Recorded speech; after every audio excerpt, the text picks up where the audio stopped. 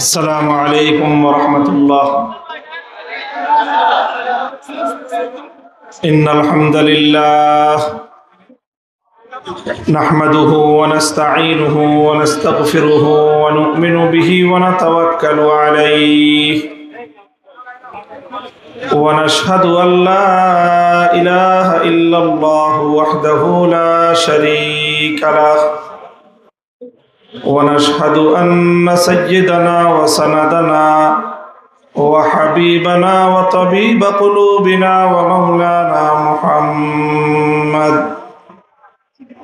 الذي أرسله الله إلى كافة الناس بشيرا ونذيرا وداعيا إلى الله بإذنه وسراجا منيرا. أما بعد فأعوذ بالله من الشيطان الرجيم. بسم الله الرحمن الرحيم. لقد رضي الله عن المؤمنين إذ يبايعونك تحت الشجرة فعلم ما في قلوبهم فأنزل السكينة عليهم وأثابهم فتحا قريبا.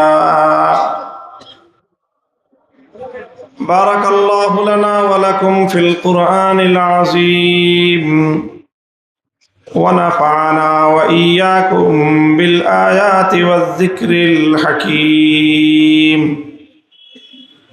اللهم صل على محمد وعلى آل محمد كما صليت على إبراهيم وعلى آل إبراهيم إنك حميد مجيد.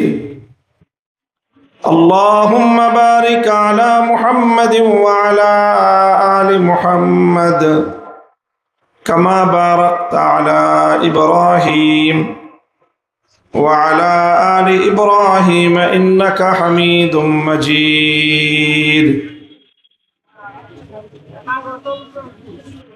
نهایت قابل احترام حضرت محترم صدر জলসা, উপস্থিত হযরত উলামায়ে কেরাম,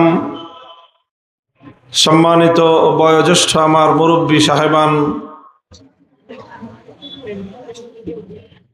গণ্যমান্য রাজনৈতিক প্রশাসনিক দায়িত্বশীল ব্যক্তিবর্গ,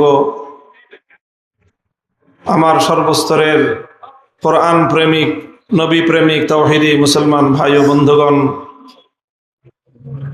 সিলেটের ঐতিহ্যবাহী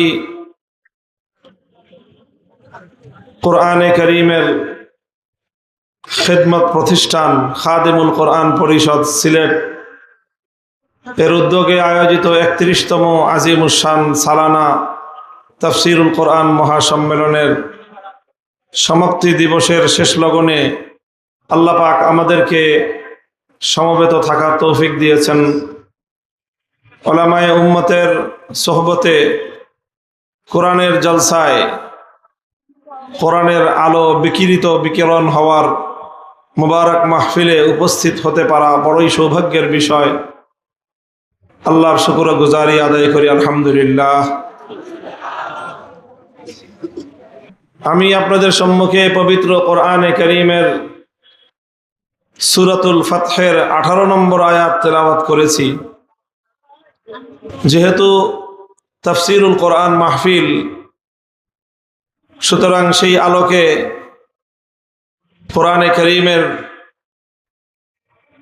আমার তেলাওয়াতকৃত আয়াতের কিছু আলোচনা, কিছু ব্যাখ্যা, কিছু তাফসির যেন প্রসঙ্গক্রমে আসে এবং সেই আলোকে বর্তমান সময়ে আমাদের জন্য পবিত্র কোরআনের হেদায়াত এবং কোরআনের নির্দেশনা কি হতে পারে সেই জাতীয় কিছু পর্যালোচনা আমি আপনাদের সম্মুখে, আপনাদের একজন দ্বীনী ভাই, কোরআনে কারীমের একজন শিক্ষার্থী হিসেবে উপস্থাপন করার চেষ্টা করব।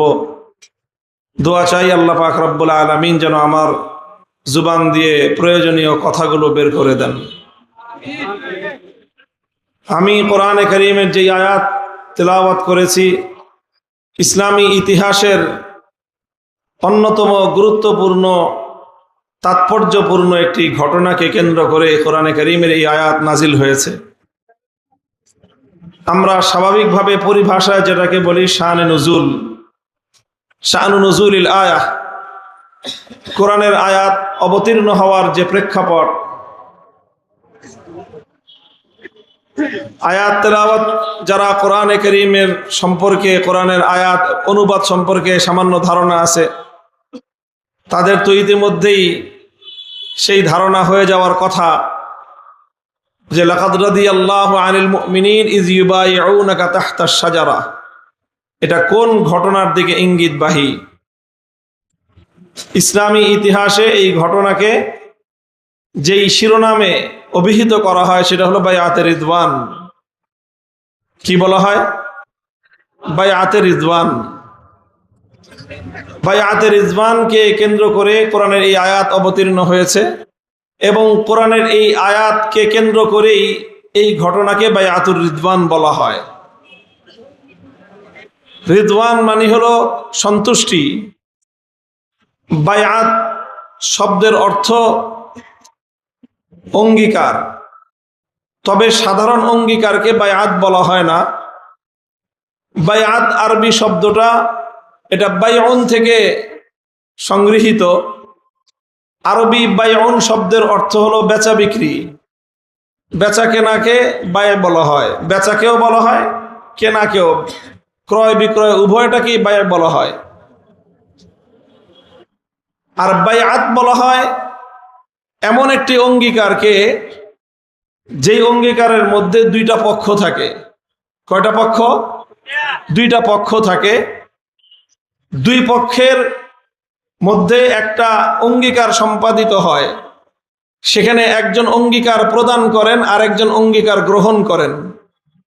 এই অঙ্গীকার গ্রহণকারী আর অঙ্গীকার প্রদানকারীর মধ্যবর্তী যেই চুক্তি, এটাকেই বলা হয় বাইআত। এটাকে বাইআত কেন বলা হয়? বাইউন অর্থ হলো ক্রয় বিক্রয়।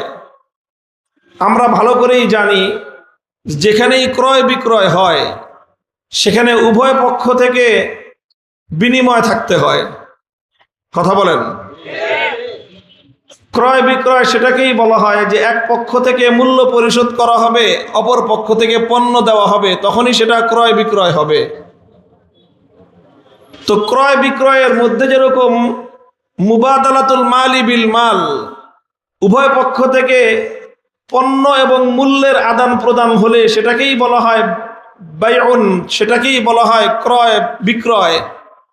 ঠিক তদ্রূপ যেটাকে আমরা বাইআত বলছি, কারো কাছ থেকে যখন কেউ বাইআত কবুল করে, কেউ বাইআত গ্রহণ করে অথবা বাইআত প্রদান করে, তখন সেখানেও উভয় পক্ষ থেকে একটা আদান প্রদান হয়। কি আদান প্রদান হয়? এক পক্ষ থেকে আনুগত্যের শপথ দেওয়া হয়। কি দেওয়া হয়? আনুগত্যের শপথ দেওয়া হয় এক পক্ষ থেকে, যে আমি মানব। এই মানার শপথনামা দেওয়া হয়, এই মানার প্রতিশ্রুতি দেওয়া হয় যে আমি আনুগত্য করব, আমি মানব। এক পক্ষ দেওয়া হয়, এক পক্ষ থেকে দেওয়া হয় আনুগত্যের প্রতিশ্রুতি। বিপরীত পক্ষ থেকে কি দেওয়া হয়? বিপরীত পক্ষ থেকে আনুগত্যের প্রতিশ্রুতির প্রেক্ষিতে তখন তার জন্য ইহকাল পরকাল, দুনিয়া বা আখিরাত অথবা উভয় জগতে বিনিময় দেওয়ার ঘোষণা দেওয়া হয়। তখন উভয় পক্ষ থেকেই আদান প্রদান হলো। এক পক্ষ থেকে আনুগত্যের প্রতিশ্রুতি, আরেক পক্ষ থেকে আনুগত্যের বিনিময় এবং পুরস্কার। উভয় পক্ষ থেকে এই আদান প্রদান হওয়ার কারণে এটাকে বাইআত বলা হয়। উলামায়ে কেরাম লিখে থাকেন যে বাইআত কয়েক প্রকার হয়। একটাকে বলা হয় বাইআত আলাল ঈমান, এক নম্বর প্রকার। দুই নম্বর প্রকার হলো বাইআত আলাত তাআহ। তিন নম্বর প্রকার হলো বাইআত আলাল খিলাফা। প্রথম প্রকার হলো বাইআত আলাল ঈমান অথবা বাইআত আলাল ইসলাম। কোন নতুন মানুষ যখন, যে আগে থেকে এইগুলি বন্ধ করেন, যাদের এই যে ড্রোন ক্যামেরাগুলো নামান,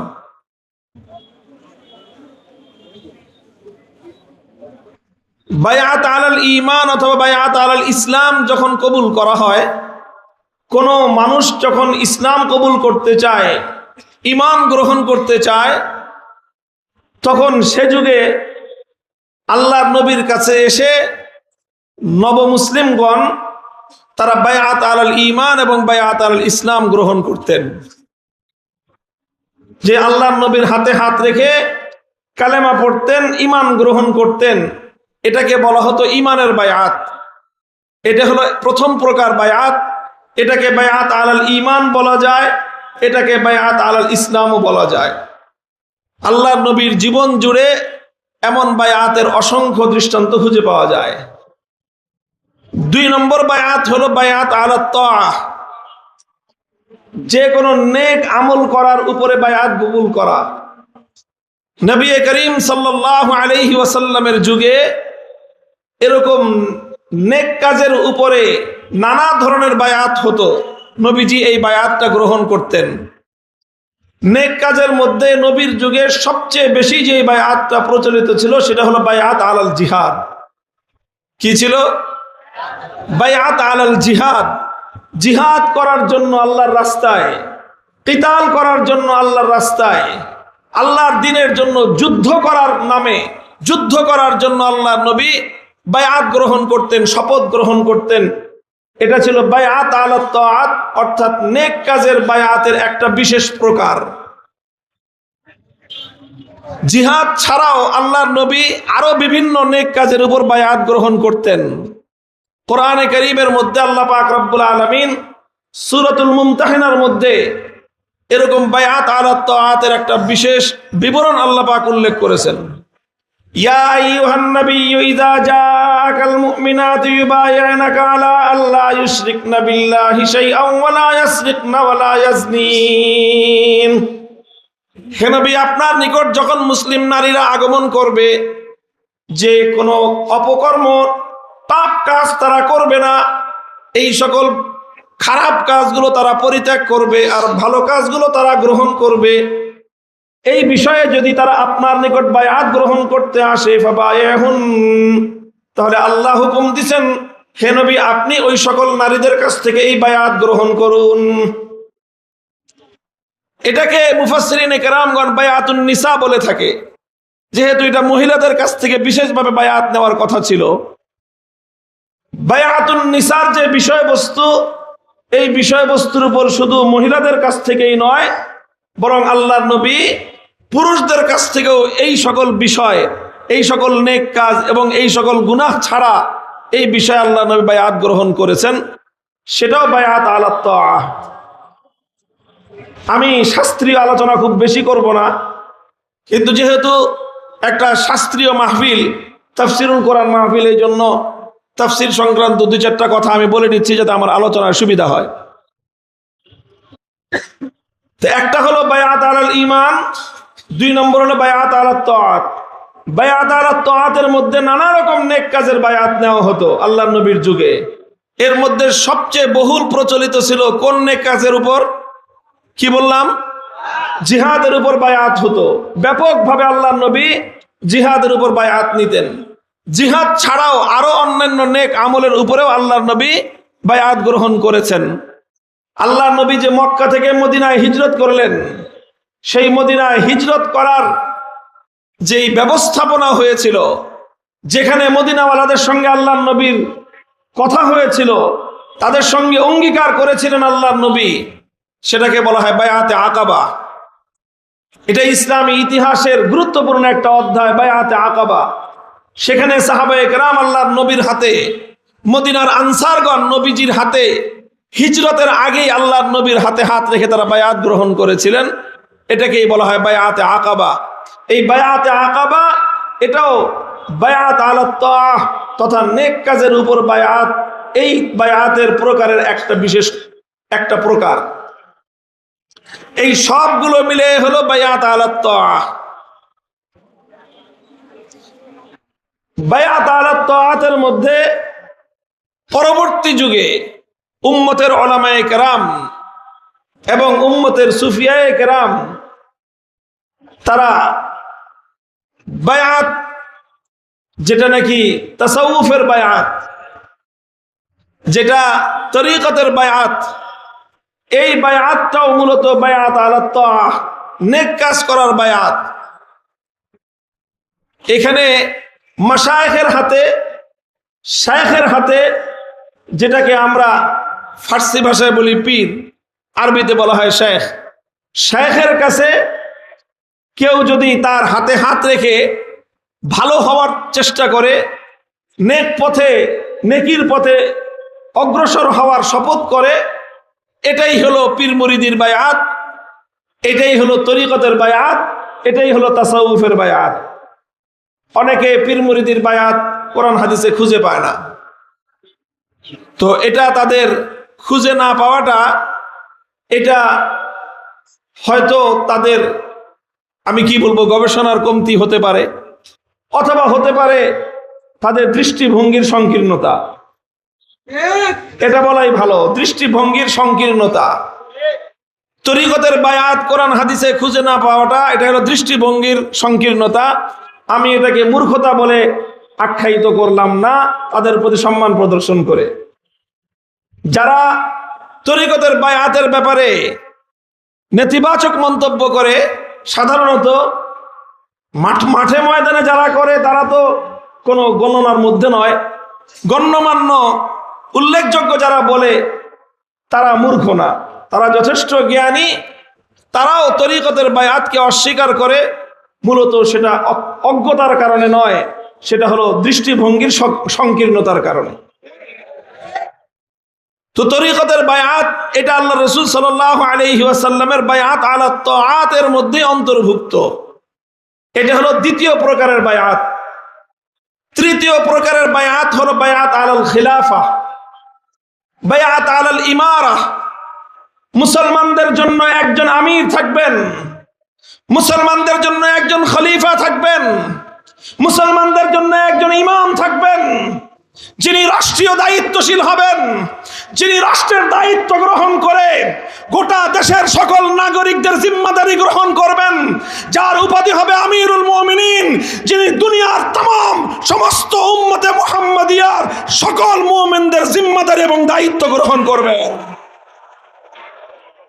এটা হলো বায়াত আলাল খিলাফা, এটা হলো বায়াত আলাল খিলাফা।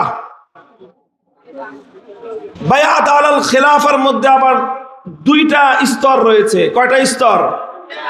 দুইটা স্তর। খুব ভালো করে বোঝার জিনিস এটা। বায়াত আলাল খিলাফা এটা দুই পর্বে অনুষ্ঠিত হয়। একটা হয় খেলাফতের জন্য বায়াত আলা ইকামাতিল খিলাফা, আরেকটা হলো বায়াত আলা ইতাআতিল খিলাফা। একটা হলো ইকামাতুল খিলাফা, আরেকটা হলো ইতাআতুল খিলাফা। ইকামাতুল খিলাফা মানে কি আর ইতাআতুল খিলাফা মানে কি? এটা বর্তমান সময়ে উম্মতের ওলামাদের জন্য, উম্মতের দিনদার তবকার জন্য, যারা ইসলামকে পালন করতে চায় তাদের জন্য বর্তমান সময়ের অত্যন্ত গুরুত্বপূর্ণ একটা জরুরি মাসআলার আলোচনা করতেছি।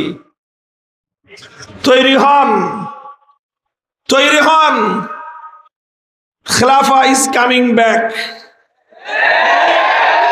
ইনশাআল্লাহ। খিলাফা আসছে, যুদ্ধ করার, প্রতিহত করার শক্তি দুনিয়ার কারো হবে না, কেউ পারবে না।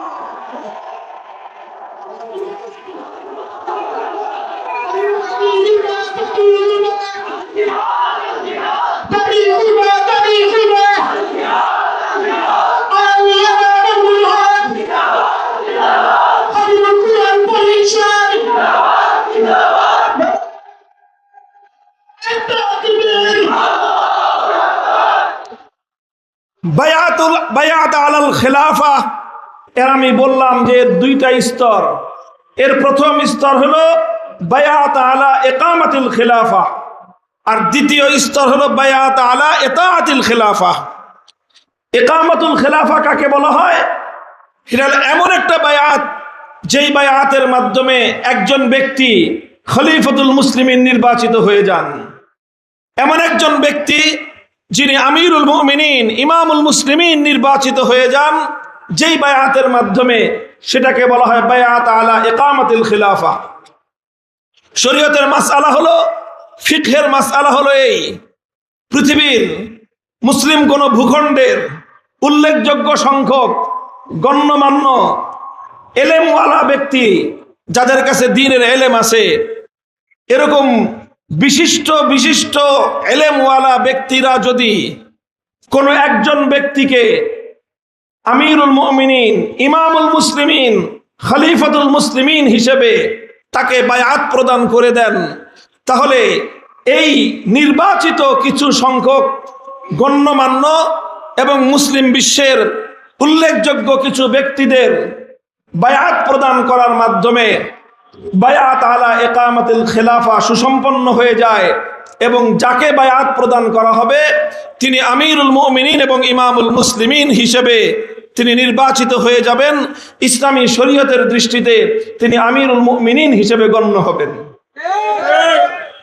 তিনি যখন আমিরুল মুমিনিন হিসেবে গণ্য হয়ে গেলেন, তিনি যখন ইমামুল মুসলিমিন হিসেবে শরীয়তের দৃষ্টিতে প্রতিষ্ঠিত হয়ে গেলেন, তখন অন্যান্য মুসলমানদের জন্য বায়াত আলা ইতাআতিল খিলাফা ওয়াজিব হয়ে যায়। অর্থাৎ তখন তার আনুগত্য করা সকল মুসলমানদের জন্য ওয়াজিব। সকল মুসলমানরা তখন তার আনুগত্য করতে বাধ্য।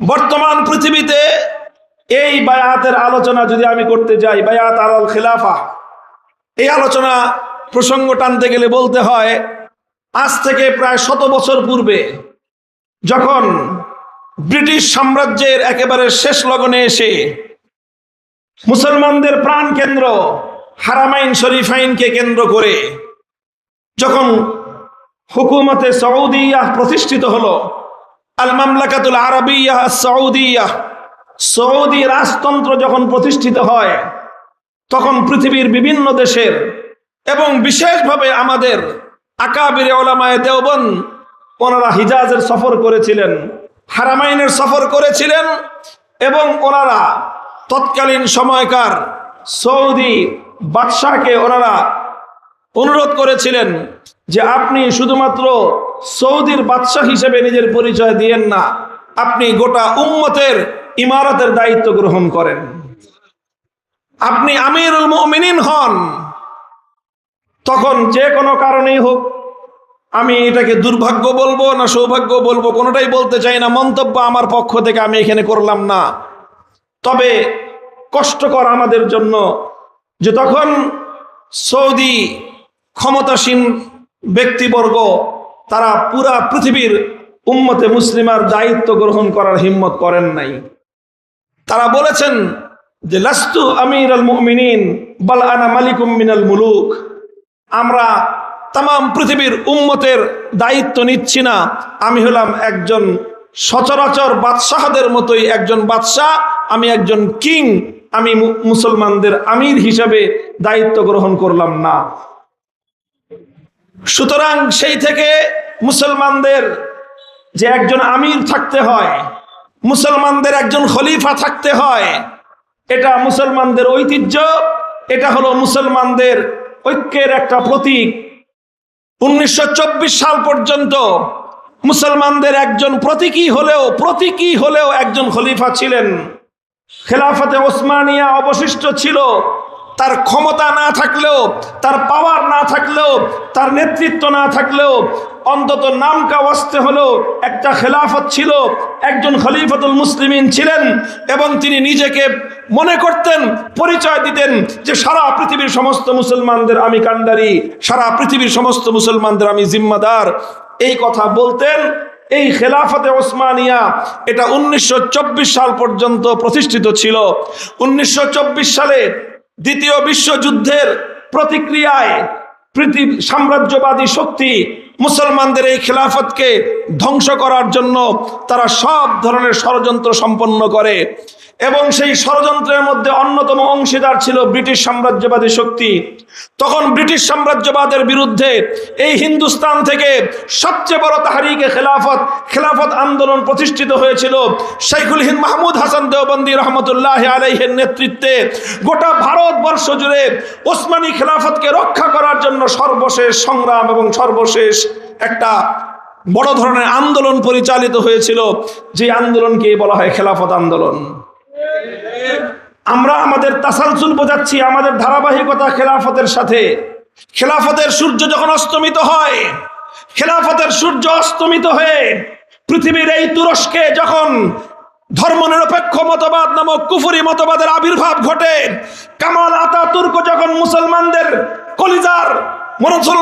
কলিজায় আঘাত করে, মুসলমানদের হৃদয়কে রক্তক্ষরণ ঘটিয়ে, মুসলমানদের হৃদয়কে আঘাতে আঘাতে জর্জরিত করে ইসলামের প্রায় 1300 বছর ধরে চলে আসা খেলাফতে ওসমানিয়ার দাফন করে, ইসলামের গুরুত্বপূর্ণ একটা অঙ্গকে মাটির নিচে দাফন করে, সেই মুসলমানদের খেলাফতের দাফনের উপর ধর্মনিরপেক্ষতা নামক কুফরি মতবাদের ঝান্ডা উড্ডীন করেছিল।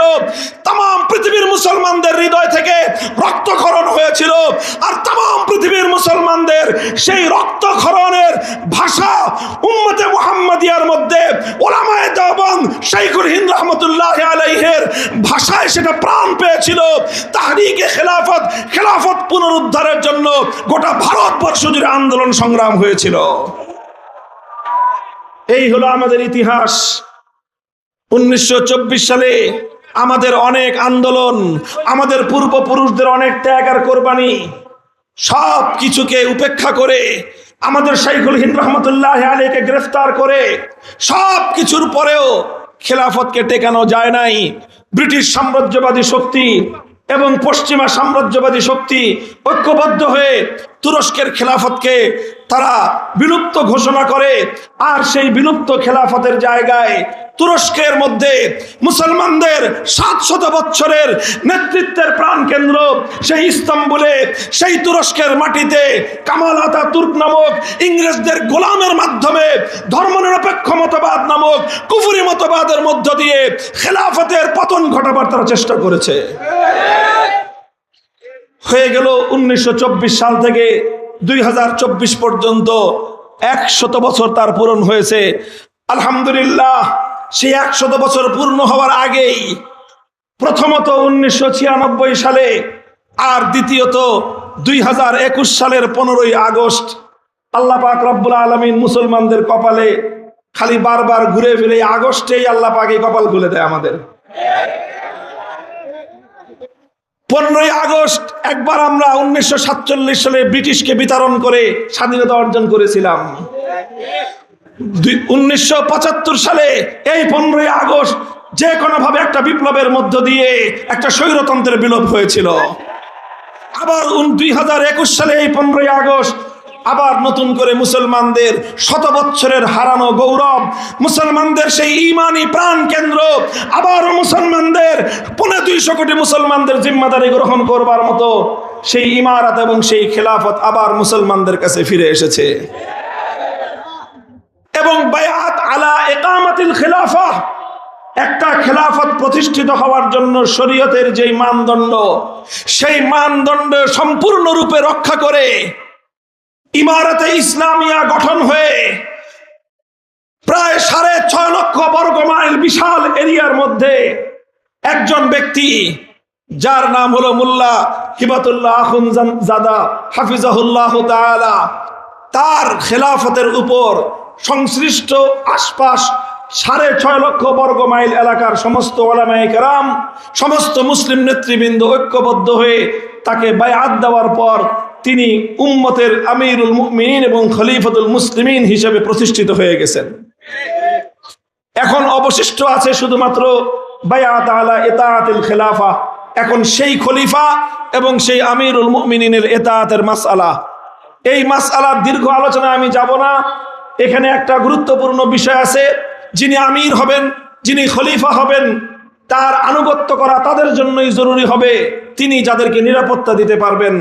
ভৌগোলিক কারণে উম্মতে মুসলিমা আমরা আমাদের মুসলমানদের আমির থেকে এতটাই বিচ্ছিন্ন এলাকায় থাকি যে তার নেতৃত্বে আমাদের এখানে পরিপূর্ণ কর্মকাণ্ড পরিচালনা করা সম্ভব নয়।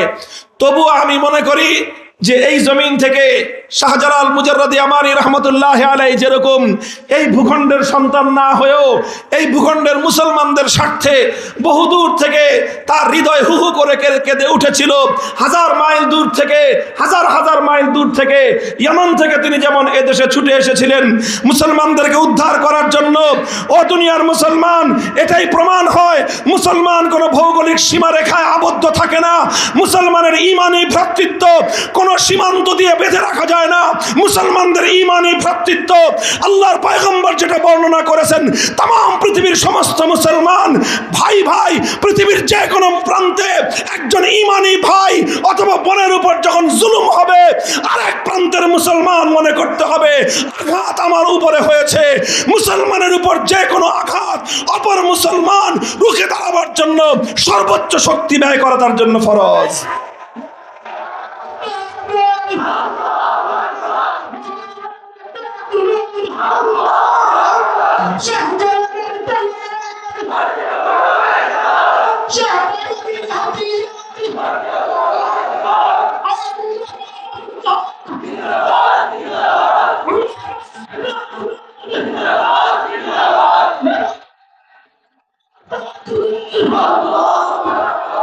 এখন এই বিশাল ইমারতে ইসলামিয়ার ভূখণ্ড বর্তমানে 6.5 লক্ষ বর্গ মাইল। আলহামদুলিল্লাহ বলেন।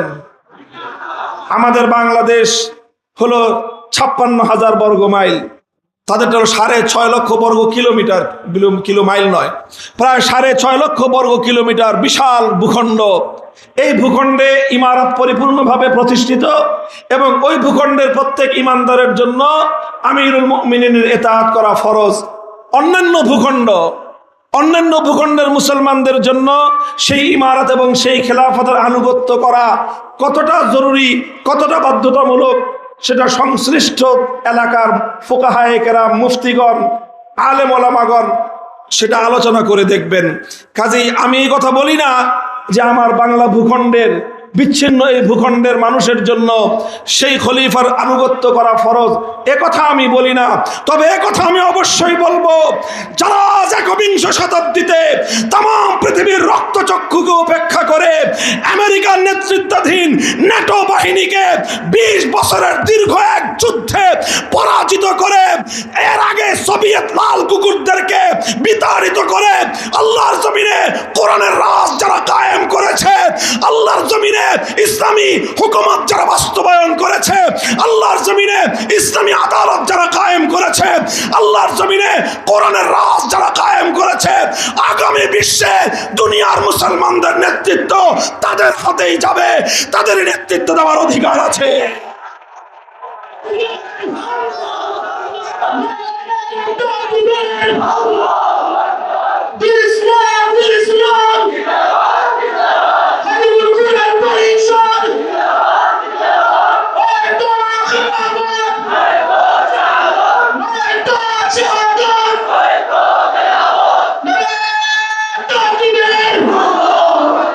আমরা যখন খেলাফতের কথা বলি, আমরা যখন আল্লাহর কোরআনী শাসন ব্যবস্থার কথা বলি, আমরা যখন কোরআনী আদালতের কথা বলি, আমরা যখন কোরআনী শাসনতন্ত্রের কথা বলি, আমরা যখন কোরআনী শাসন ব্যবস্থার কথা বলি, তখন অনেকেই আমাদেরকে বাঁকা চোখে আমাদের দিকে তাকিয়ে বলতে চায় যে বর্তমানে আধুনিক যুগে, এই উন্নত যুগে সেই 1400 বছরের পুরনো ইসলামী শাসন ব্যবস্থার দ্বারা এই আধুনিক যুগে রাষ্ট্র ব্যবস্থা পরিচালনা করা কতটা সম্ভব। এই সকল প্রশ্ন বানে আমাদেরকে জর্জরিত করা হয়। রাআইতু বিআইনাইয়া ওয়া শাহাদতু বিআইনাইয়া ওয়াল্লাহ, আমি আমার নিজের চোখে দেখেছি, আমি নিজে ভ্রমণ করে দেখে এসেছি। 500 কিলোমিটার রাতের অন্ধকারে পাহাড়ের দুর্গম পথ পাড়ি দিয়েছি। সেই জমিনে আমার কাছে মনে হয়েছে লা ইয়াখাফু আহাদান ইল্লাল্লাহ, আল্লাহ ছাড়া কাউকে ভয় করতে হয় না। কোনো ডাকাত নাই, সন্ত্রাসী নাই, চোর নাই, ছিনতাইকারী নাই, রাহাজানি নাই, কারণ একটাই, সেই জমিনে আল্লাহর কোরআনের বিচার ব্যবস্থা কায়েম হয়েছে। আমরা বলতে চাই আজ আমার বাংলাদেশে সোনার শাহজালালের বাংলাদেশে আইন শৃঙ্খলার অবনতি, মানুষের নিরাপত্তার অবনতি, জানমাল ইজ্জত আবরুর নিরাপত্তা নাই, বিভিন্ন ধর্মাবলম্বীরা সংখ্যালঘুদের নিরাপত্তা নাই, নানা রকম সংকটে আমরা জর্জরিত। আর এই সকল সংকটে জর্জরিত হয়ে আমাদেরকে বিদেশি প্রভুদের কাছে নতজানু পররাষ্ট্রনীতি নিয়ে আমাদেরকে রাষ্ট্র পরিচালনা করতে হয়। আমাদের বড় বড় দলগুলো, বড় বড় রাজনৈতিক শক্তিগুলো বিদেশি প্রভুদের করুণার দৃষ্টিতে তারা তাকিয়ে থাকে। কখন আমেরিকার থেকে একটু করুণার দৃষ্টি দেওয়া হবে, কখন ভারতের প্রধানমন্ত্রী তার দিকে একটু কৃপার দৃষ্টি দিবেন। আর সেই আমেরিকা এবং ভারতের কৃপা ভিক্ষা করে কেউ ক্ষমতায় থাকার জন্য, কেউ ক্ষমতায় যাওয়ার জন্য তারা অধীর আগ্রহে অপেক্ষা করে। হে মুসলমান, কোন ভারত, আমেরিকা, চায়না, রাশিয়ার করুণার কৃপার প্রয়োজন নাই। তুমি আল কোরআনকে বক্ষে ধারণ করে মাথা উঁচু করে দাঁড়াও, তাম পৃথিবীর সমস্ত পরাশক্তি তোমার পায়ে মাথা ঠুকে সালাম করবে ইনশাআল্লাহ।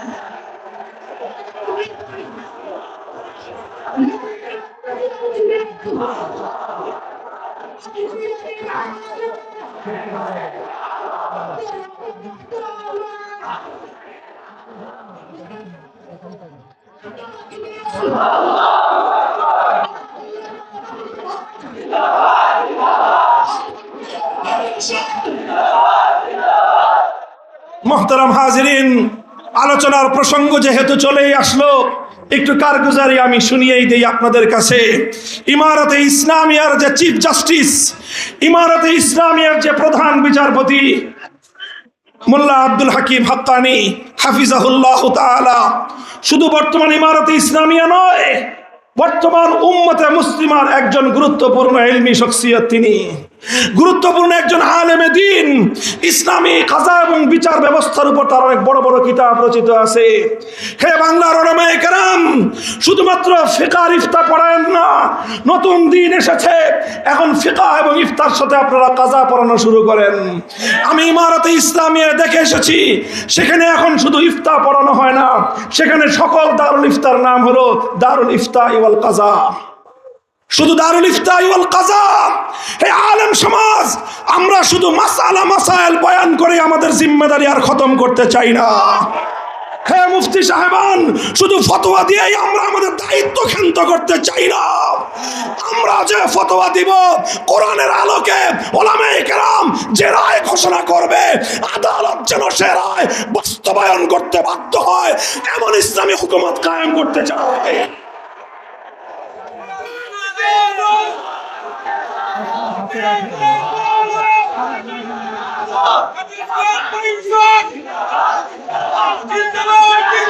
মোল্লা আব্দুল হাকিম হাক্কানিকে জিজ্ঞাসা করলাম, আপনাদের দেশের বিচার ব্যবস্থার বৈশিষ্ট্য কি? তিনি সংক্ষেপে বললেন, আমার দেশের বিচার ব্যবস্থার বৈশিষ্ট্য হলো এই যে এখানে যে কোনো বাদী যদি আদালতের শরণাপন্ন হয়, বিচার এবং ফরিয়াদ নিয়ে তার বিচার আদালতে গ্রহণ, তার ফরিয়াদ আদালতে দাখিল হওয়ার 2 সপ্তাহের মধ্যে আদালত তার মামলার রায় ঘোষণা করতে বাধ্য। কয় সপ্তাহ? 2 সপ্তাহের মধ্যে আদালত রায় ঘোষণা করে। যদি 2 সপ্তাহের মধ্যে বাদী বিবাদী সাক্ষী তাদের সকলের বক্তব্য শুনে আদালত বিচার প্রক্রিয়া সম্পন্ন করতে না পারে, অক্ষম হয়, আদালতকেই উচ্চ আদালতের কাছে অ্যাপ্লিকেশন করতে হয় যে আমি 2 সপ্তাহে এই বাদীর বিচার করতে পারছি না, আমার আরো 1 সপ্তাহ প্রয়োজন। উচ্চ আদালত যদি নিম্ন আদালতকে আরো 1 সপ্তাহ সময় দেয়, তখন তিনি 2 সপ্তাহের পরে আরো 1 সপ্তাহ সময় পাবেন। তোমার দেশে যাও তুমি বিচার চাইতে। আমার বাংলাদেশের বিচার ব্যবস্থা, এটা বাংলাদেশের কথা আমি কি বলবো, দোষ তো বাংলাদেশের না, দোষ তো বাংলাদেশের না, দোষ তো বাংলার মাটির না, দোষ তো বাংলার জনগণের নয়।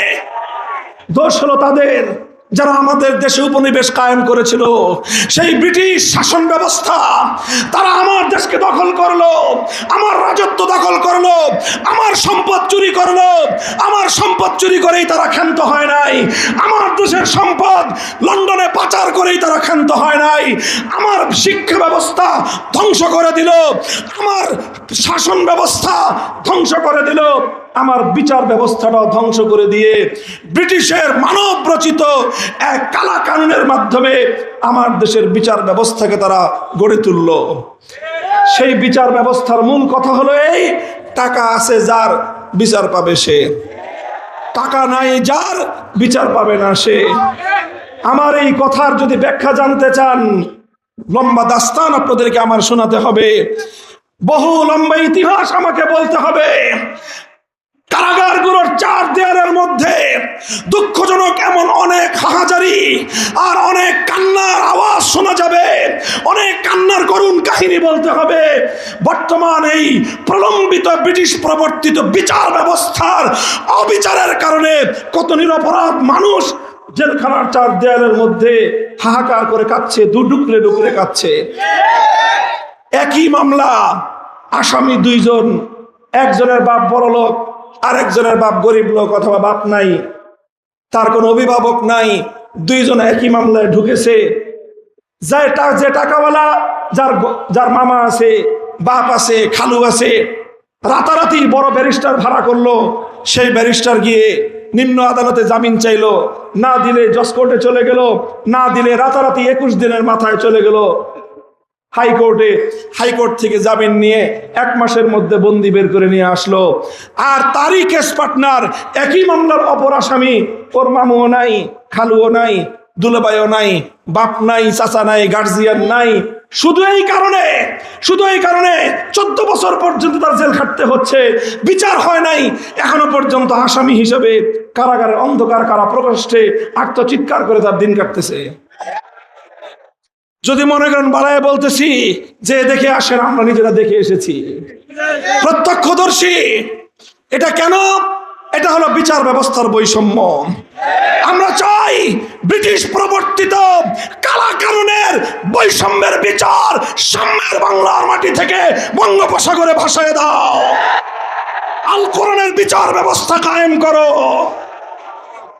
মুহতারাম হাজিরিন, এত দ্রুত বিচার করা হয় এবং আপিলের সুযোগ আছে, উচ্চ আদালত আছে, সর্বোচ্চ আদালত আছে। 3 আদালতে 2 সপ্তাহ 6 সপ্তাহের মধ্যে বিচার কার্যকর হয়ে যাবে। এই জন্য সেই জনপদে সকল সন্ত্রাসী জানে, যদি আজকে আমি কারো জানমালের নিরাপত্তা বিঘ্নিত করি, আগামীকাল আমাকে আদালতে বিচারের সম্মুখীন হতে হবে। এই জন্য কেউ কোনো অপরাধ করার সাহস পায় না। মুহতারাম হাজিরিন, কথা অন্য প্রসঙ্গে চলে গেলাম।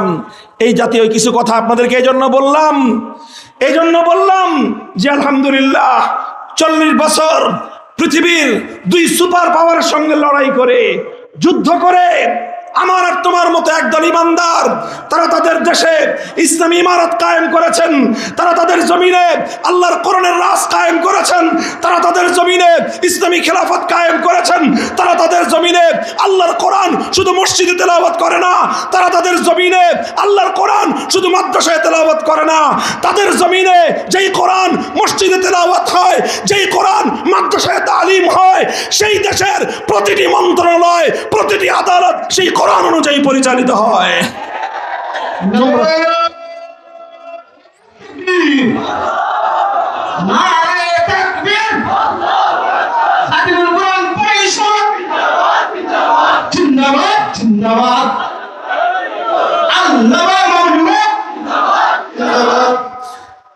জনের মতো মন্ত্রী, 28 জনই কওমি মাদ্রাসার মোল্লা, হুজুর, আলেম ওলামা মন্ত্রণালয় পরিচালনা করছে এবং তাদের এক একজন মন্ত্রীর প্রভাব এমন।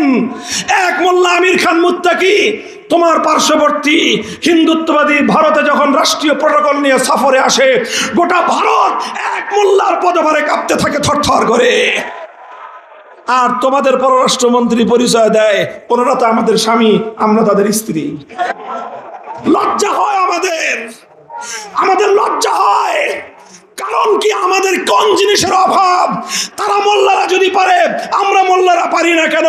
একটাই ব্যবধান, তারা আল্লাহর কোরআনকে সমাজ ব্যবস্থায় কায়েম করেছে, আল্লাহর কোরআনকে রাষ্ট্র ব্যবস্থায় কায়েম করেছে, কোরআন সেই জাতিকে পৃথিবীতে সম্মানিত করেছে।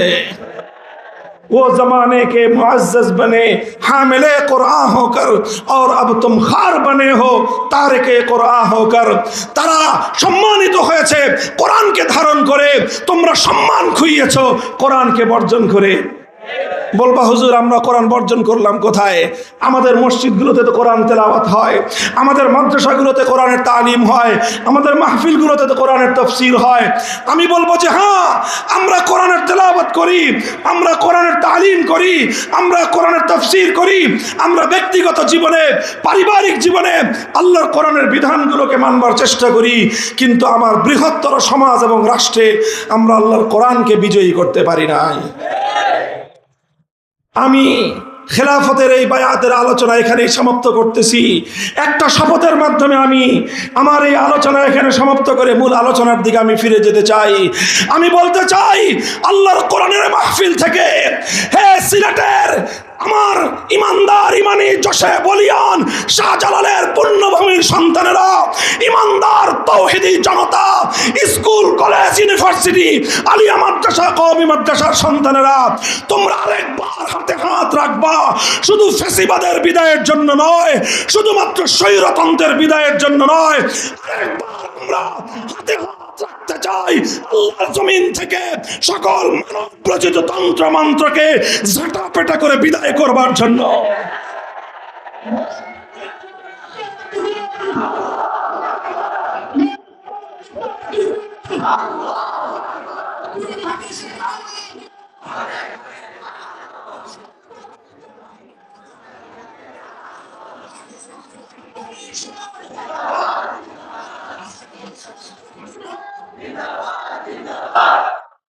মুহতারাম হাজিরিন, আমি বলতেছিলাম বায়াত হলো 3 প্রকার। কয় প্রকার?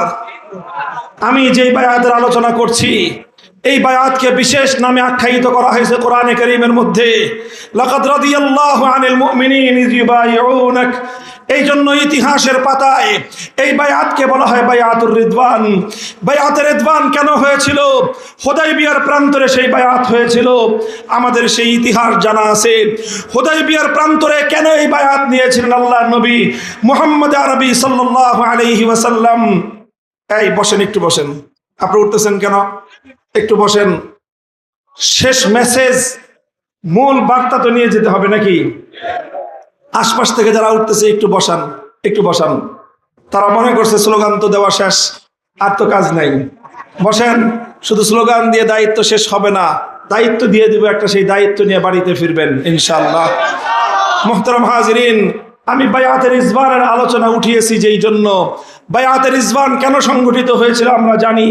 আল্লাহর নবী 7ম হিজরিতে জিকাদা মাসে সোনার মদিনা থেকে 1400 সাহাবায়ে কেরাম নিয়ে রওনা হলেন।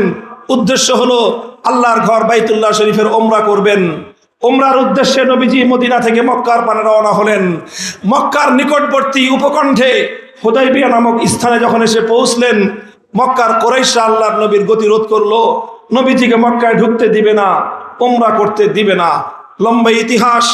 আল্লাহর নবী তখন বলেছিলেন, আজ মক্কাওয়ালারা এমন যে কোনো কথা বলবে যেই কথার মধ্যে আল্লাহর ঘর বাইতুল্লাহ শরীফের সম্মান রক্ষা পাবে, সেই কথার উপরই আমি আজকে মক্কাওয়ালাদের সাথে, মক্কার অধিবাসীদের সাথে আমি তাদের সঙ্গে সন্ধি করব, তাদের সঙ্গে চুক্তি করব। এই মন্তব্য করে আল্লাহর নবী তাদের সঙ্গে আলোচনার উদ্যোগ নিলেন। তাদের সঙ্গে আলাপ আলোচনা করে মীমাংসা করবার, বিতর্ক সমাধান করবার জন্য উদ্যোগ নিলেন। নবী করিম সাল্লাল্লাহু আলাইহি ওয়াসাল্লাম তার প্রিয় সাহাবী ওসমান রাদিয়াল্লাহু আনহুকে বললেন, দায়িত্ব দিলেন যে ওসমান তুমি মক্কা শরীফে যাও, মক্কার কুরাইশের নেতৃবৃন্দের সঙ্গে তুমি আলোচনা করো, তুমি তাদেরকে বোঝাও যে আমি এখানে যুদ্ধ করতে আসি নাই, আমার এই সফরের উদ্দেশ্য মারামারি করা নয়, যুদ্ধ করা নয়, লড়াই সংঘাত নয়, আমাদের এই সফরের উদ্দেশ্য একটাই, আমরা আল্লাহর ঘর জিয়ারত করতে এসেছি, ইহরাম করে এসেছি, আল্লাহর ঘর জিয়ারত করব, তাওয়াফ করব, সাই করব, ওমরা শেষ করে আমরা আবার চলে যাব। তারা পৃথিবীর অন্য সকল জায়গা থেকে যারা ওমরা হজ করতে আসে, ওমরা করতে আসে, তাদের কাউকে তো বাধা দেয় না, আমাদেরকে তারা কেন বাধা দিবে? আমরা তাদের সঙ্গে গন্ডগোল করতে চাই না, আমাদেরকে শান্তিপূর্ণ উপায়ে আল্লাহর ঘর বাইতুল্লাহর জিয়ারত করার সুযোগ তারা দিয়ে দিক, আমরা জিয়ারত করে চলে যাব। হযরত ওসমান রাদিয়াল্লাহু তাআলা আনহু মক্কার কুরাইশদের সঙ্গে আলোচনা করার জন্য গেলেন। মক্কার কুরাইশরা হযরত ওসমানকে বলল, ওসমান, তুমি আমাদের কাছে যথেষ্ট সম্মানিত, তুমি যদি চাও একা একা বাইতুল্লাহ তাওয়াফ করে ওমরা করে তুমি চলে যাও, আমরা তোমাকে বাধা দিব না, কিন্তু আমরা তোমাদের মুহাম্মদকে সাল্লাল্লাহু আলাইহি ওয়াসাল্লাম আমাদের এই দেহে এক ফোঁটা রক্ত থাকতে আমরা তোমাদের নবীকে আমরা মক্কায় ঢুকতে দিব না। কেন দিব না ঢুকতে? তিনি যদি এভাবে মক্কায় ঢুকে যান, প্রবেশ করেন, তাহলে গোটা আরবে সংবাদ ছড়িয়ে পড়বে যে মুহাম্মদ সাল্লাল্লাহু আলাইহি ওয়াসাল্লাম মক্কা দখল করে নিয়েছেন, এই জন্য আমরা ওনাকে কোনোভাবেই মক্কায় ঢুকতে দিব না। এই জাতীয় বিষয় নিয়ে আলাপ আলোচনা হচ্ছিল। কিছু ঘটনার প্রেক্ষিতে হঠাৎ আল্লাহর নবীর উপর আক্রমণ করার জন্য মক্কার কুরাইশদের পক্ষ থেকে নিয়োজিত কিছু দুষ্কৃতিকারী তারা আল্লাহর নবীর উপর আক্রমণ করার অপচেষ্টা চালাচ্ছিল। সেই দুষ্কৃতিকারীরা নবীজির নিরাপত্তা রক্ষীদের কাছে ধরা পড়ে গেল। নবীজির নিরাপত্তা রক্ষীরা যখন তাদেরকে আটকে দিল, এর বিনিময়ে সংবাদ মক্কায় পৌঁছার সাথে সাথে মক্কার কুরাইশরা হযরত ওসমান রাদিয়াল্লাহু তাআলা আনহুকে আটকে দিল, ওনাকে আটক করে ফেললো এই জন্য যে তাদের লোক যদি মুসলমানরা না ছাড়ে তাহলে তারা হযরত ওসমানকে ছাড়বে না। হযরত ওসমানকে তারা বন্দী করে ফেললো। ঘটনা এতদূর পর্যন্ত ঘটার পর আল্লাহর নবীর কাছে, মুসলমানদের কাছে একটা গুজব ছড়িয়ে পড়লো। সংবাদটা একটু অতিরঞ্জিত আকারে আসলো। কি অতিরঞ্জিত আকারে? সংবাদ আসলো যে কুতিলা ওসমান, যে হযরত ওসমান রাদিয়াল্লাহু আনহুকে শহীদ করে দেওয়া হয়েছে। হযরত ওসমান আল্লাহর নবীর প্রিয়তম সাহাবী, জিন্নুরাইন, ওসমানকে শহীদ করে দেওয়া হয়েছে। এই সংবাদে আল্লাহর নবীর হৃদয়ে প্রচন্ড আঘাত লাগলো যে আমি আমার প্রিয়তম ওসমানকে আমি পাঠিয়েছি তাদের সঙ্গে আলোচনা করার জন্য দূত হিসেবে, আমি আমার পক্ষ থেকে পাঠিয়েছি প্রতিনিধি হিসেবে। তারা আমার ওসমানকে নিরাপত্তা দেওয়া তাদের দায়িত্ব ছিল, আমার ওসমানের সঙ্গে আলোচনা করা তাদের দায়িত্ব ছিল। আলোচনা পছন্দ হবে কি হবে না, চুক্তি হবে কি হবে না পরের কথা, কিন্তু আমার প্রেরিত এমন দূত এবং আমার প্রতিনিধিকে তারা হত্যা করে সকল সীমা লঙ্ঘন করেছে।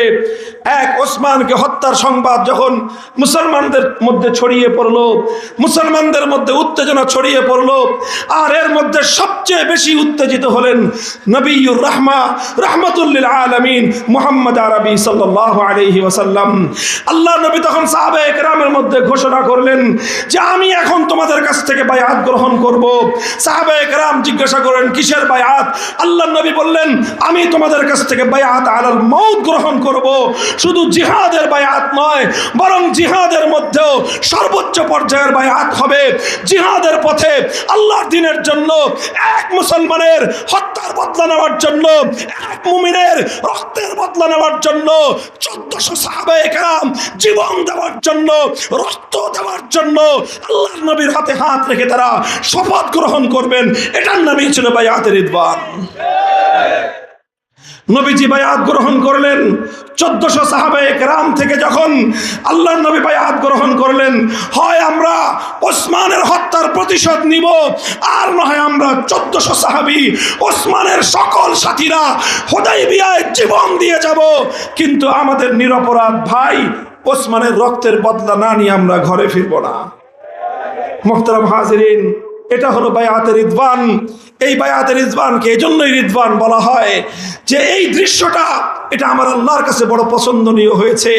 আল্লাহ পাক বড় পছন্দ করেছেন যে ইমানদার হবে তো এমনই ইমানদার হওয়া চাই, ইমানদার হবে তো এমনই ইমানদার হওয়া চাই। ইমানদারের হৃদয়ের মধ্যে আরেক মুমিনের জন্য মমতা ভালোবাসা এমনই থাকা চাই। ইমানদার হবে তো আল্লাহর দ্বীনের জন্য সাহস এবং হিম্মত এমনই থাকা চাই। আল্লাহ পাক এই বায়াতকে বায়াতে রিদওয়ান নামকরণ করলেন, অর্থাৎ আল্লাহর সন্তুষ্টির বায়াত। আল্লাহর সন্তুষ্টির বায়াত মনে রাখবে, এই বায়াতকে আল্লাহর সন্তুষ্টির বায়াত গ্রহণ করে শুধু ইতিহাস বর্ণনা করা উদ্দেশ্য নয়, বরং কিয়ামত পর্যন্ত আনেওয়ালা উম্মতে মুহাম্মাদিয়াকে বায়াতে রিদওয়ানের দ্বারা অনুপ্রাণিত করাই হলো মূল উদ্দেশ্য। কি বললাম? এটা তাফসীরুল কোরআনের গুরুত্বপূর্ণ একটা মৌলিক কথা। কোরআনে যত ইতিহাস আলোচনা করা হয়েছে, কোন ইতিহাস আলোচনার দ্বারা অতীতের ঘটনা আলোচনা করা মুখ্য উদ্দেশ্য নয়, বরং সকল ইতিহাস আলোচনার দ্বারা অতীতের ঘটনার আলোকে ভবিষ্যতের জন্য অনুপ্রাণিত করা, ভবিষ্যতের জন্য শিক্ষা গ্রহণ করা, এটাই হলো কোরআনে কারীমের অতীত ইতিহাস আলোচনা করার মুখ্য উদ্দেশ্য। কাজেই বায়াতে রিদওয়ানের আলোচনা করা হয়েছে নবী যুগের ইতিহাস বর্ণনা করার জন্য নয়। ও মুসলমান, আমাকে আর তোমাকে বায়াতে রিদওয়ানের দ্বারা অনুপ্রাণিত করার জন্য। প্রশ্ন করবে, হুজুর আমরা কি অনুপ্রেরণা লাভ করতে পারি? খাদিমুল কোরআন পরিষদের তাফসীরুল কোরআন মাহফিলের 3 দিনের সমাপ্তি লগনে উলামায়ে উম্মতের তাদের রাহবারিতে, তাদের উপস্থিতিতে আমি বলতে চাই, এই বায়াতে রিদওয়ান থেকে আমাদের অনুপ্রাণিত হওয়ার বিষয় হলো এই, আমার এক ফিলিস্তিনের মুসলমান ভাইয়ের রক্ত যখন পড়বে, সে রক্তের বদলা নেওয়ার জন্য তাম পৃথিবীর মুসলমানদেরকে শপথের বাণীতে উজ্জীবিত হতে হবে। আমার মুসলমান ভাইদেরকে যখন উগ্র হিন্দুত্ববাদীরা গরুর গোশত খাওয়ার অপরাধে ভারতের মাটিতে আগুন দিয়ে পুড়িয়ে হত্যা করবে, সেই মুসলমানের রক্তের বদলা নেওয়ার জন্য শপথে বলিয়ান হওয়ার প্রেরণা হাসিল করতে হবে বায়াতে রিদওয়ান থেকে। মনে করবেন শুধু ফিলিস্তিন আর ভারতের কথাই বলল, তাহলে তার অতটা কঠিন না। না, শুধু ফিলিস্তিন আর ভারত না, তোমার দেশের কথা বলতেছি এখন। হে বাংলার তৌহিদি জনতা, হে বাংলার আত্মাভিমানী মুসলিম, হে শাহজালালের পুণ্যভূমির তরুণ আবাল বৃদ্ধ মুসলিম যুবক পুরুষেরা, কান খাড়া করে শুনে রাখো, তোমরা সেই জাতি, তোমরা সেই জাতির উত্তরসূরি, তোমরা সেই নবীর উম্মত, তোমরা সেই মুহাম্মদ বিন কাসেমের উত্তরসূরি। এক বোনের ইজ্জতের হেফাজতের জন্য তোমাদের নবী, নবিয়ুর রাহমা মুহাম্মদ আরবি সাল্লাল্লাহু আলাইহি ওয়াসাল্লাম বনু কাইনুকা নামক মদিনার এক ইহুদি গোষ্ঠীর সঙ্গে যুদ্ধ করেছিলেন, শুধুমাত্র এজন্য যে তারা এক মুসলমানের ইজ্জত নিয়ে ছিনিমিনি খেলেছিল। ইতিহাস পড়ো, আমি লম্বা ইতিহাস বলবো না। বনু কাইনুকায়ের সাথে মদিনা সনদের ভিত্তিতে আল্লাহর নবীর শান্তি চুক্তি হয়েছিল। সহ অবস্থান করা হবে, ইহুদিরাও থাকবে মদিনায়, মুসলমানরাও থাকবে মদিনায়। কেউ কারো বিরুদ্ধে ষড়যন্ত্র করবে না, কেউ কারো বিরুদ্ধে যুদ্ধ করবে না। এটার নামই হলো মদিনা সনদ। আল্লাহর নবী এই মদিনা সনদের ভিত্তিতে মদিনায় থাকতেছিলেন। ইহুদি গোত্র ছিল মদিনায় 3টা, বনু কাইনুকা, বনু কুরাইজা, বনু নজির। বনু কাইনুকায়ের এক দুরাচার বাজারের মধ্যে এক মুসলিম নারীকে অশোভন আচরণ করেছিল। এক মুসলিম নারীকে সুকৌশলে বাজারের মধ্যে তার সতর খুলে ফেলেছিল। মুসলিম নারী, সম্ভ্রান্ত এক মুসলিম নারী শত শত হাজার হাজার মানুষের সামনে বাজারে তার সতর খুলে যাওয়ার কারণে, তার কাপড় বিবস্ত্র হয়ে যাওয়ার কারণে তিনি চিৎকার করে উঠেন। তার চিৎকার শুনে এক মুসলিম আত্মমর্যাদা সম্পন্ন যুবক নিজের বোনের ইজ্জতের হেফাজতের জন্য তরবারি কোষ মুক্ত করে দুরাচার ইহুদিকে তার দেহ থেকে কল্লা উড়িয়ে দিয়েছিলেন। সঙ্গে সঙ্গে পাল্টা ইহুদি আবার মুসলমানের উপর হামলা চালায়, সেই মুসলমানকে শহীদ করে দেওয়া হয়। 2টি হত্যাকাণ্ড ঘটনা ঘটার পর নবীর কাছে বিচার যায়। নবীজি পূর্ণ ঘটনা শুনে ফয়সালা করেন যে প্রথম বনু কাইনুকা ইহুদিরা চুক্তি ভঙ্গ করেছে, মদিনা সনদ ভঙ্গ করেছে, আমার এক মুসলিম নারীর ইজ্জতের উপর ওরা হাত তুলেছে। যেই দুষ্কৃতিকারীরা কোন মুসলমান নারীর ইজ্জত নিয়ে ছিনিমিনি খেলতে পারে, মুসলমানদের ধমনীতে রক্ত থাকা অবস্থায় তারা সেখানে তাদেরকে বরদাস্ত করতে পারে না। আল্লাহর নবী ঘোষণা করেছিলেন বনু কাইনুকাকে 3 দিনের মধ্যে মদিনা ছাড়বা, এরপরে যদি বনু কাইনুকায়ের কোন দুষ্কৃতিকারীকে মদিনায় পাই সঙ্গে সঙ্গে কল্লা উড়ায় ফেলবো। হে মুসলমান, তোমরা সেই নবীর উম্মত যেই নবীর কাছে এক নারীর ইজ্জত, এক মুসলিম নারীর ইজ্জতের এত বড় দাম ছিল। তোমরা তো সেই মুহাম্মদ বিন কাসেমের উত্তরসূরি। সুদূর এই হিন্দুস্তান থেকে যখন একটা পয়গাম গিয়েছিল, হিন্দুস্তানের সিন্ধু এলাকার রাজা দাহিরের জিন্দানখানা থেকে এক মুসলিম বন্দিনী চিঠি লিখেছিল, হে হাজ্জাজ বিন ইউসুফ, তুমি হেজাজের ক্ষমতার মসনদে আরামে ঘুমাও, আর আর হিন্দুস্তানে এক অত্যাচারী হিন্দু রাজার জিন্দানখানার মধ্যে তোমার এক বোন ইজ্জত লুণ্ঠিত হওয়ার অপেক্ষার প্রহর গুণে লজ্জা হওয়া উচিত। নিজের বোনের ইজ্জত রক্ষা করতে পারো না, মুসলিম শাসক হয়ে ক্ষমতার মসনদে বসতে লজ্জা হওয়া দরকার। এই সংবাদ পাওয়ার পর হাজ্জাজ বিন ইউসুফের জামাতা মোহাম্মদ বিন কাসেম মাত্র 17 বছরের যুবক, সেই আরব থেকে হিন্দুস্তান সফর করেছিলেন।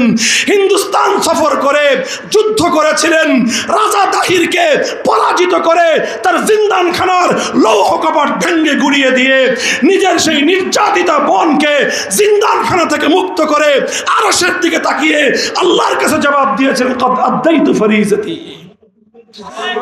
আমি এক মুসলিম যুবক হিসেবে আমার বোনের ইজ্জতের হেফাজত করতে পেরেছি। আজ আমি আল্লাহর কাছে বলতে পারি আমি আমার দায়িত্ব পালন করলাম। হে বাংলার মুসলিম যুবকেরা, হে বাংলার মুসলিম ভাইয়েরা, হে বাংলার মুসলিম ছেলে সন্তানেরা, হে বাংলার মুসলিম বাবারা, আজ তোমাদেরকে আমি করুণ ঘটনা শোনাই। তোমার বাংলার ঘটনা, তোমার দেশের তোমার মুসলিম মেয়েদেরকে নিয়ে, তোমার মুসলিম বোনদেরকে নিয়ে, তোমার মুসলিম মাদেরকে নিয়ে উগ্রবাদী জঙ্গিবাদী ইসকন নামক এক সংগঠন এক ভয়াবহ ষড়যন্ত্রের জাল বিস্তার করা শুরু করেছে। ভাগাও ট্রিপের মাধ্যমে সরল প্রাণ মুসলিম বালিকাদেরকে নানা ছলে বলে কৌশলে তারা আয়ত্ত করে নিজেদের গ্রিপে নিয়ে, নিজেদের নিয়ন্ত্রণে নিয়ে মুসলিম মেয়েদেরকে অপহরণ করে করে ইসকনের উগ্রবাদী সন্ত্রাসী জঙ্গিবাদীরা মুসলমানদের 11 বছর 12 বছরের কিশোরী তরুণী বালিকা মেয়েদেরকে নিয়ে উপর্যুপরি ধর্ষণ করছে। এটা আমি কাশ্মীরের ঘটনা বলছি না, এটা আমি গাজা অথবা ফিলিস্তিনের ঘটনা বলছি না, এটা আমি বলছি শাহজালালের বাংলাদেশের ঘটনা। আজ বাংলাদেশের বিভিন্ন জেলায় জেলায় বিভিন্ন প্রান্তে প্রান্তে এই ধরনের দুর্ঘটনা সংঘটিত হয়েছে কিনা বলা হয়েছে কিনা? এই যে গাজীপুরে গত 20-25 দিন আগে আশামণি নামে 12-13 বছরের ছোট একটা বালিকা মেয়ে, একেবারে পাটখড়ির মতো শুকনো একটা ছোট্ট মুসলিম মেয়ে, মুসলমান হওয়ার কারণে তাকে বিভিন্নভাবে তাকে ফাঁদে ফেলে, তাকে কিডন্যাপ করে, তাকে জাদু করে, তাকে নানাভাবে অপহরণ করে আটকে রেখে দিনের পর দিন ধর্ষণ করেছে ইসকনের জঙ্গিবাদী সদস্যরা। হে মুসলমান, আমি বলতে চাই আজ বাংলার মাটিতে আরেকবার বায়াতের ইতফান হওয়া উচিত, শপথ গ্রহণ করা উচিত। যদি আমার বোনদের দিকে কোন কুচক্রীকারী মুসলিম নারীর ইজ্জত হরণ করার জন্য চোখ তুলে তাকায়, আমরা সেই চোখগুলো উপড়ে ফেলতে চাই, আমরা সেই চোখগুলো উপড়ে ফেলতে চাই। কথা বলেন ঠিক না বেঠিক? আমরা শুধু সেটা নয়, আমরা স্পষ্ট বার্তা দিয়ে দিতে চাই, হে মুসলমান যুবক, আমি তো বলতে চাই কোন বোনের ইজ্জত লুণ্ঠিত হয় আর তার ভাই বেঁচে থাকার চেয়ে কচু গাছে তলায় দড়ি দেওয়া উত্তম। যে মায়ের ইজ্জত নিয়ে ছিনিমিনি খেলা হবে, সেই মায়ের ছেলে সন্তান বেঁচে থাকার চেয়ে কচু গাছের তলায় দড়ি দিয়ে মেরে যাওয়া উত্তম। যেই বাবার সামনে তার কিশোরী সন্তানকে নিয়ে, তার কিশোরী মেয়ের ইজ্জত নিয়ে ছিনিমিনি খেলা হবে, সেই বাবার বেঁচে থাকার চেয়ে মরে যাওয়া অনেক উত্তম। কাজে আসো, আজ বায়াতের ইতফানের চেতনায় আমরা উজ্জীবিত হই, বায়াতের ইতফানের চেতনা আমরা ধারণ করি, শপথে বলিয়ান হই, হিন্দুত্ববাদী ইসকনকে বাংলার মাটিতে নিষিদ্ধ করার দাবি জানায়। আমাদের শহীদ সাইফুল ইসলাম আলিফকে হত্যা করেছিল চট্টগ্রামের আদালত পাড়ায় দিনে দুপুরে। আমার রাষ্ট্র তার বিচার করতে ব্যর্থ হয়েছে। ইসকনদেরকে তারা ভয় পায়। ইসকনে আস্কারা যারা আস্কারা দাতা, ইসকনদের যারা উস্কানি দাতা, তাদের সঙ্গে এরা চোখ তুলে তাকিয়ে কথা বলবার সাহস পায় না। কারণ তারা আল্লাহর কোরআনের শাসন কায়েম করতে চায় না। সব সমস্যার সমাধান মূলত এক জায়গায়, আসো এমন একটা শাসন ব্যবস্থা কায়েম করি, এমন একটা রাষ্ট্র ব্যবস্থা কায়েম করি যেই রাষ্ট্রে আল্লাহর কোরআন অনুযায়ী বিচার চলবে, যেই রাষ্ট্রে কোরআনী শাসন চলবে, যেখানে ইমারত কায়েম হবে, ইসলামী হুকুমত বাস্তবায়িত হবে। প্রস্তুত আছেন তো ইনশাল্লাহ? প্রথম শপথ গ্রহণ করবে আমি আপনাদেরকে সচেতন করতে চাই। ইতিমধ্যে বাংলাদেশের বিভিন্ন প্রান্তে প্রান্তে সচেতনতামূলক কার্যক্রম পরিচালিত হচ্ছে, বিভিন্ন মিডিয়ার মাধ্যমে কথা সুস্পষ্টভাবে প্রমাণিত। এই উগ্রবাদী ইস্কন গোষ্ঠী তারা একটা ষড়যন্ত্রের দানা বেঁধেছে, এটা পরিকল্পনা করেছে, সেটা হলো মুসলিম নারীদের গর্ভে হিন্দু সন্তান জন্ম দেওয়া। মুসলিম নারীদের গর্ভে আল্লাহ পাক রব্বুল আলামিন কোন মুসলিম নারীকে কোন অমুসলিম পুরুষের জন্য আল্লাহ হালাল করেন নাই। কাজেই যারা আন্তঃধর্মীয় বিবাহ নামক চরম কুফরি মতবাদের মাধ্যমে মুসলিম নারীদের সাথে অমুসলিম পুরুষের বিবাহ দেওয়ার মতো হঠকারী কোনো কার্যকলাপ যারা পরিচালিত করে, তারা সরাসরি আল্লাহর কোরআনের দুশমন, আল্লাহর দুশমন, সমস্ত মুসলমানদের জানের দুশমন। ভাই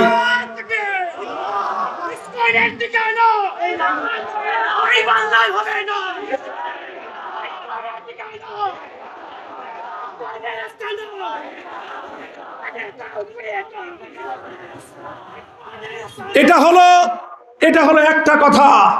আন্তঃধর্মীয় বিবাহ সংক্রান্ত যে আইন আছে, পরিষ্কার আমরা বলি, বিবাহ এটা শুধুমাত্র সামাজিক বিষয় নয়, এটা একটা ধর্মীয় বিষয়। এই ক্ষেত্রে আল্লাহর কোরআনের এবং ইসলামের আইন মানতে হবে। আগামীতে এই আইন মানতে আমরা বাধ্য করব ইনশাআল্লাহ। এটা তো একটা বিষয়।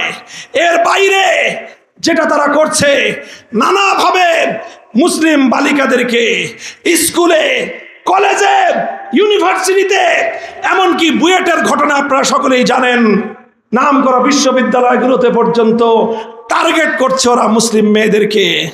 সুতরাং হে মুসলমানদের অভিভাবকেরা, হে মুসলিম বাবারা, মেয়েদেরকে সতর্ক করেন, আপনার মেয়েদেরকে টার্গেট করেছে বিজাতিরা। হে মুসলিম ভাইয়েরা, তোমরা তোমাদের বোনদেরকে নিরাপত্তা দেওয়ার জন্য প্রস্তুত হও, কারণ তোমাদের বোনরা আজ হুমকির সম্মুখীন। হে মুসলিম সন্তানেরা, তোমরা তোমাদের মায়েদের ইজ্জতের জন্য শপথ গ্রহণ করো, কারণ আজ বাংলার মাটিতে তোমার মায়ের ইজ্জত হুমকির সম্মুখীন। পাড়ায় পাড়ায় তোমরা ব্যবস্থা করো, স্বেচ্ছাসেবী প্রতিষ্ঠান গড়ে তুলো, যুবকদের সংগঠন গড়ে তুলো। কোন মুসলিম তরুণী, কোন মুসলিম কিশোরী, কোন মুসলিম নারীকে যেন বিজাতীয় কোন কুলাঙ্গার টার্গেটে পরিণত করতে না পারে। নিজেদের ঘর সামলাও। আর এরপরে যদি কোনো দুরাচারকে এই জাতীয় কোনো ফন্দি আটতে দেখো, সঙ্গে সঙ্গে তার বিরুদ্ধে কঠোর ব্যবস্থা গ্রহণ করো। যে কোনো উপায়ে জাতির ইজ্জত রক্ষা করতে হবে। কথা বলো ঠিক না বেঠিক? আর এই সকল সমস্যার চূড়ান্ত সমাধান একটাই, এক সমাধান, চূড়ান্ত সমাধান, আল্লাহর কোরআনের শাসন শাহজালালের মাটিতে কায়েম করতে হবে। আমি তোমাদের কাছে আখেরি পয়গাম দিয়ে যেতে চাই। ভাই, অনেক রকম বাংলাদেশ আমরা দেখেছি। আমাদের পূর্বপুরুষরা 1905 সালে অনেক সংগ্রাম করে কলকাতা থেকে বিচ্ছিন্ন হয়েছিল। আমাদের পূর্বপুরুষরা অনেক কোরবানি করে 1947 সালে দিল্লিকে তালাক দিয়েছিল। আমাদের পূর্বপুরুষরা অনেক রক্তের নজরানা দিয়ে 71-এর বৈষম্যের বিলোপ ঘটিয়েছিল। আর 2024-এ আমাদের পূর্বপুরুষ নয়, বরং আমাদের দামাল সন্তানরা রক্ত দিয়ে বাংলার মাটিকে জুলুম মুক্ত করেছে। আমাদের এখন কথা হলো এই, আমরা অনেক রঙের বাংলাদেশ দেখেছি। কথা বলেন ঠিক না বেঠিক? একবার একজন আমাদেরকে সোনার বাংলাদেশের কথা বলে দুর্ভিক্ষের বাংলাদেশ দেখিয়েছেন। আমাদেরকে সোনার বাংলাদেশের কথা বলে আমাদেরকে একদলীয় স্বৈরতন্ত্রের কালো শাসন দেখিয়েছেন। আরেক দল আমাদেরকে নতুন বাংলাদেশের কথা বলে ওই পুরান মাল খাওয়াইয়েছেন। এরপরে আরেকজন সবুজ বাংলাদেশের কথা বলে আমাদেরকে ধূসর বাংলাদেশ উপহার দিয়েছেন। এরপরে আরেকজন ডিজিটাল বাংলাদেশের কথা বলে ডিজিটাল কায়দায় বাংলার সম্পদ লুটপাট করে বিদেশে বেগম পাড়া করেছেন। তাই আজ 24 পরবর্তী বাংলার মাটিতে দাঁড়িয়ে আমরা বলতে চাই, সোনার বাংলাদেশ দেখা শেষ, নতুন বাংলাদেশ দেখা শেষ, সবুজ বাংলাদেশ দেখা শেষ, ডিজিটাল বাংলাদেশ দেখা শেষ। আরেকটা বাংলাদেশ আমরা দেখতে চাই, সেটা হলো ইসলামের বাংলাদেশ, কোরআনের বাংলাদেশ, খেলাফতের বাংলাদেশ।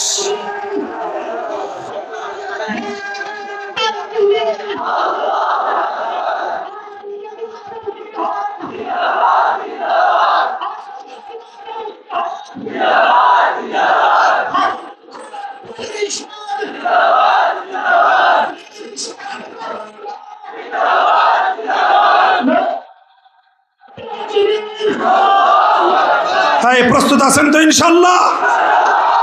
আমরা আপনাদের কাছে শপথ করছি, আমি ওয়াদা করছি, অঙ্গীকার করছি আল্লাহর নামে আল্লাহ, ইসলাম এবং জাতির স্বার্থের প্রশ্নে কারো সামনে মাথা নত করব না, কারো গোলামি করব না, কারোর সাথে আপোষও করব না ইনশাল্লাহ।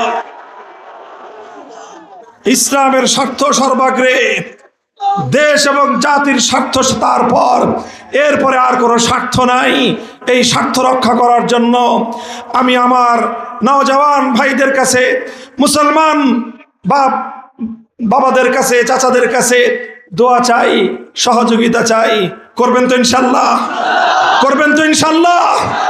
জুলাই বিপ্লবে যেভাবে আমরা 2013 সালে রক্ত দিয়ে জুলাই বিপ্লবের ভিত তৈরি করেছিলাম, আর জুলাই বিপ্লবে রক্ত দিয়ে চূড়ান্ত ইসলামী অভ্যুত্থানের ভিত আমরা রচনা করেছি। মনে রাখো, আগামীর বাংলাদেশ হলো, জোরে বলো, আগামীর বাংলাদেশ, আগামীর বাংলাদেশ কোরআনের বাংলাদেশ, আগামীর বাংলাদেশ আলেম ওলামার বাংলাদেশ, আগামীর বাংলাদেশ খেলাফতের বাংলাদেশ। হয়তো খেলাফত ইনশাআল্লাহ আমরা আমাদের সর্বোচ্চটা দিয়েই আল্লাহর জমিন, আল্লাহর দ্বীনকে বিজয়ী করব। নাসরুম মিনাল্লাহি ওয়া ফাতহুন করিব ওয়া আখিরু দাওয়ানা আলহামদুলিল্লাহি রাব্বিল আলামিন। হযরত বরুণার শেখ হাফিজাহুল্লাহ হযরত উপস্থিত হয়ে গেছেন। হযরতের মুবারক নেক দোয়ায় আমরা সকলেই শরীক হব ইনশাআল্লাহ। আসসালামু আলাইকুম ওয়া রাহমাতুল্লাহ। আলহামদুলিল্লাহ।